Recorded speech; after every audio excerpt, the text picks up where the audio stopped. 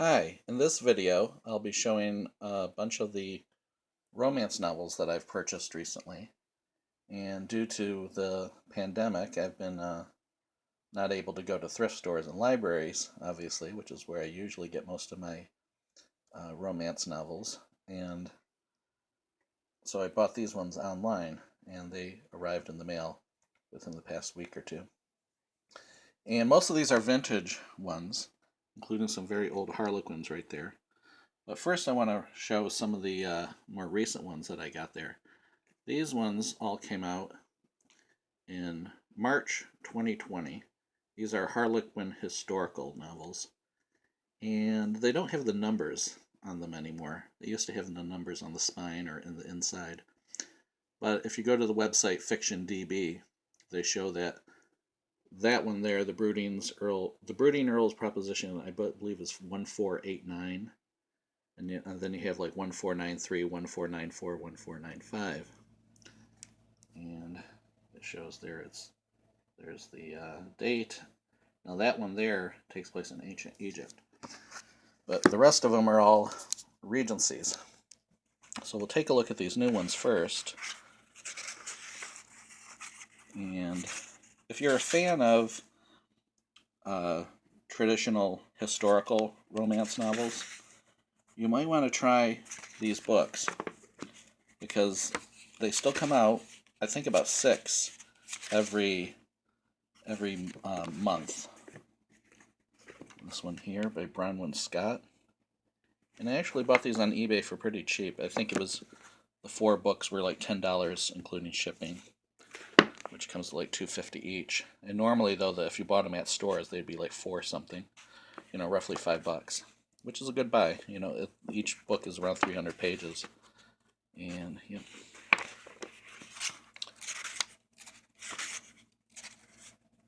Harlequin Historical 2020. Now, like I said, this one takes place in ancient Egypt, which is a little unusual. Entombed with her enemy. Okay, now we get to the old Harlequins. These ones are from the 1950s. This is book number 31. This is actually the second printing of a historical novel by Theda Kenyon. And these are sort of before Harlequin specialized just in romance. They published a bunch of different other genres as well. So the first printing of book number 31 was in February 1950, but the second printing was in November 1951. And the book actually came out originally in 1943. There's the back cover. And it's the same with this one. Well, this isn't a second printing. This is book number 169. It's a historical by Margaret Campbell Barnes. This book also originally came out in the 1940s. So they're sort of, before. This is May 1952 for the Harlequin edition. Before historical romance really took off, you had a lot of writers like, Georgette Heyer and people like that writing historical novels, which soon were just sort of in the subcategory historical romance. Now these are 2 non-historical, non-romance Harlequin books. This is an Edgar Wallace book, Harlequin Pan, which I believe was probably a British publisher. So before they were doing stuff with Mills and Boon, they were doing stuff with Pan, sort of like, published by arrangement with Pan. Now this book originally came out in 1926, I believe. Let us see. In 1926 is when the Edgar Wallace novel was originally published, but this edition is from April 1955.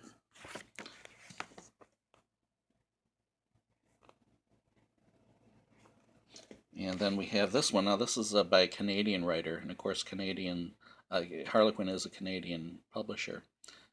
Canada's Most Feared Family Strikes Back from the Grave.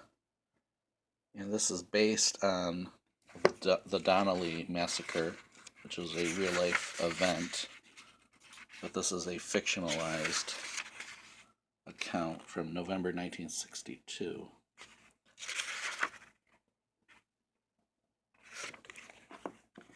There's the back cover.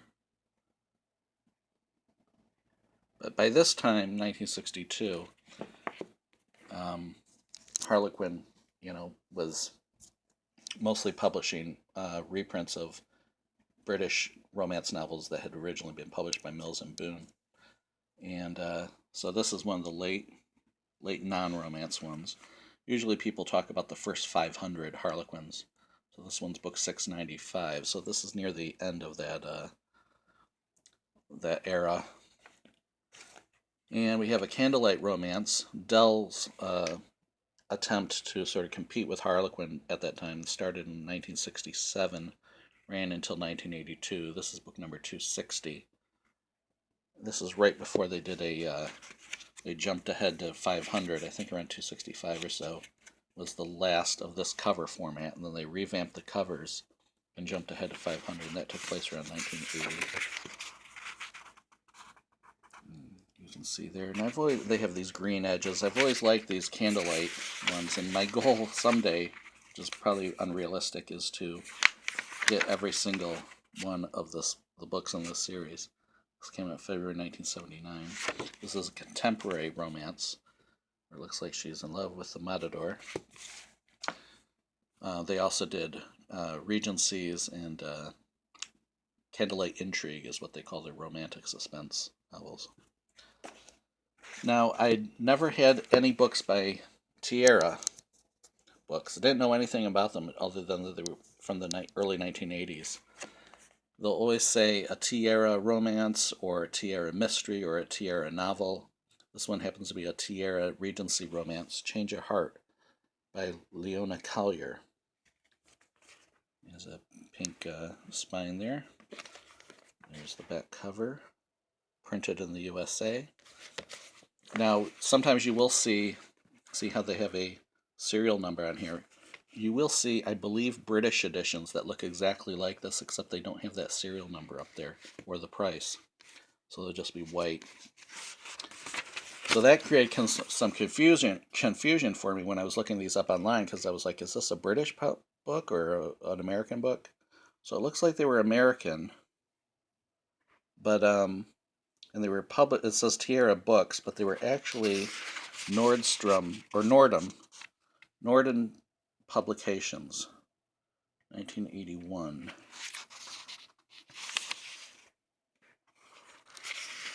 So that's what a Tierra book looks like. There's an ad for another one.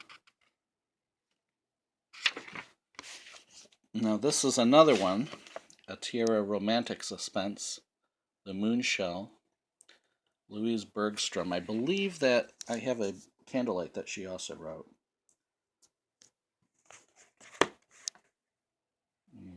So I don't know how many they actually published, these serial numbers. 8016, and this one says 8028. I've seen them going up as high as like 39. So if 8001, say, is book number 1, and this is, say, is 16 is book 8016 is, say, book number 16, my guess is, then there were at least almost 40 of these, assuming they didn't skip any numbers. Sometimes publishers will start from a high number. So I assume these series started from around book number 8000 as the first book.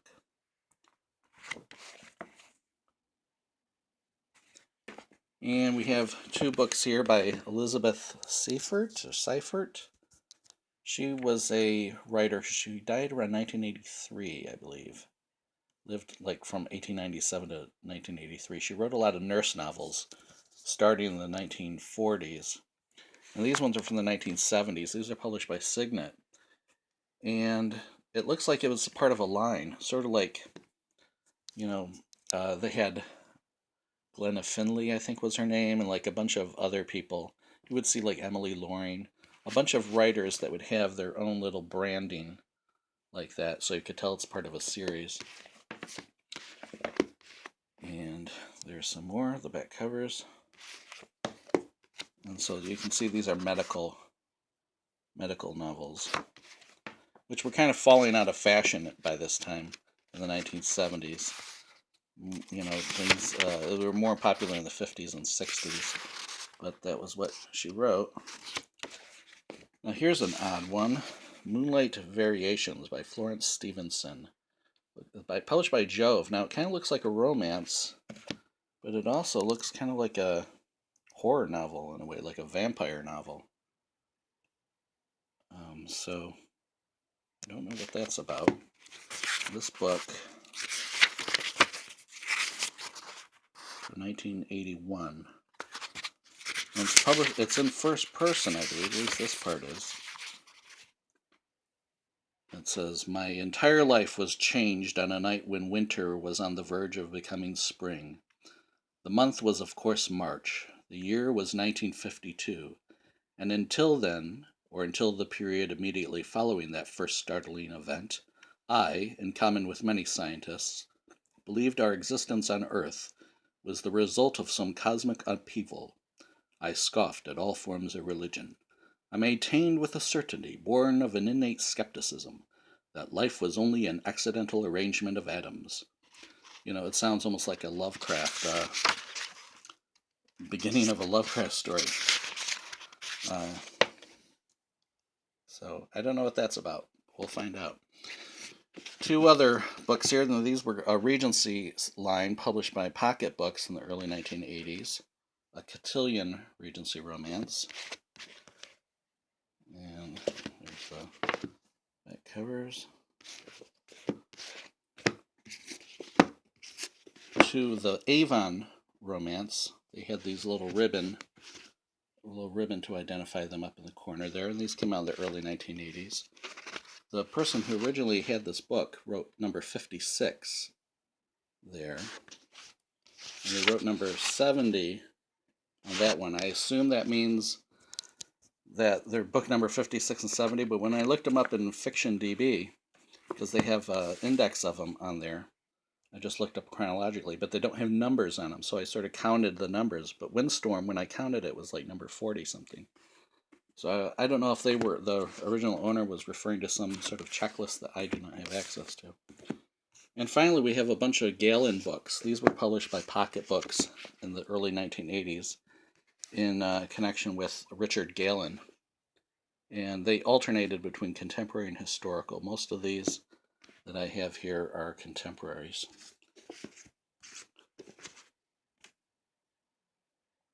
And two more. Laverell Spencer's, famous writer, one of her early books.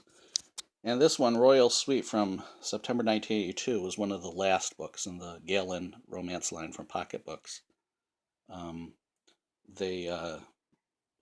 Pocket Books soon followed it with their Tapestry line. So there you have it. As you can see, the Gallen will say historical, according to which one it is, and a few would come out every month. It only ran till around 1979 to September 1982. So that's it. This one, interestingly, doesn't say romance on it. It just says fiction. And it doesn't say Gallen either on the front, but when you look inside, it does. So it says a Pocket Books Richard Gallen. I don't know why that was. Maybe because it was January 1981. It might have been one of the early ones. But you can recognize them by this frame that they have. So anyways, that's it for my video of my latest romance novel acquisitions. I should have more coming within the next couple weeks, including some more Gallens, and I think a couple tapestries too. So thanks for watching.